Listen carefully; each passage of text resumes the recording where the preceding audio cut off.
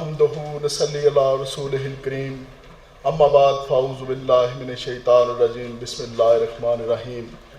لا الہ الا اللہ وحدہ لا شریک لہ لہ الملک و لہ الحمد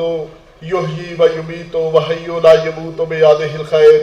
وہو علی کل شیء قدیر وصلی اللہ علی سیدنا محمد وآلہ طاہرین ولا حول ولا قوۃ الا باللہ علی العظیم۔ اسٹیج پر تشریف فرما محترم جناب عظیم داد صاحب، جناب خالد انصاری صاحب اور دیگر مہمانان گرامی، پنڈال میں بیٹھے ہوئے پہلی رو کے پہلے بندے سے لے کر آخری تک تمام حاضرین اکرام کو دل کی اتھا گہرائیوں سے سلام پیش کرتا ہوں۔ آج کے دن کی مناسبت سے تحریک آزادی کشمیر کے عظیم لیڈر، عظیم رہنما جناب مقبول بٹ شہید کو دل کی اتھا گہرائیوں سے خراج عقیدت پیش کرتا ہوں، جنہوں نے 1984 میں تہاڑ جیل کے اندر تختہ بار میں جھوم کر آزادی پر سمجھوتا نہیں کیا۔ ایسے شہیدوں کے بارے میں اللہ تعالیٰ قرآن کریم میں لکھتا ہے وَلَا تَحْسَبُونَ الَّذِينَ قُتِلُوا فِي سَبِيلِ اللَّهِ أَمْوَاتًا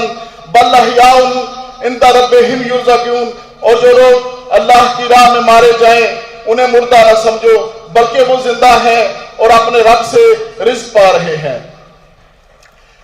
نہ صرف مقبول بٹ شہید بلکہ 1947 سے لے کر آج تک جتنے بھی حریت پسند لیڈروں، رہنماؤں، اہلکاروں اور کارکنان نے اس جد و جہد آزادی میں حصہ لیا، قید و بند کی صورتیں برداشت کی، ان سب کی جد و جہد اور جانوں کا نذرانہ پیش کرنے کو سلام پیش کرتا ہوں۔ ان کے بارے میں علامہ اقبال نے کیا خوب کہا، یہ غازی یہ تیرے پورے سرار بندے جنہیں تو نے بخشا ہے ذوق خدائی، دو نیم ان کی ٹھوکر سے صحرا و دریا، سمٹ کر بہار ان کی حیبت سے رائی، شہادت ہے مطلوب و مقصود مومن، نہ مال غنیمت نہ کشور کشائی۔ چونکہ وقت کے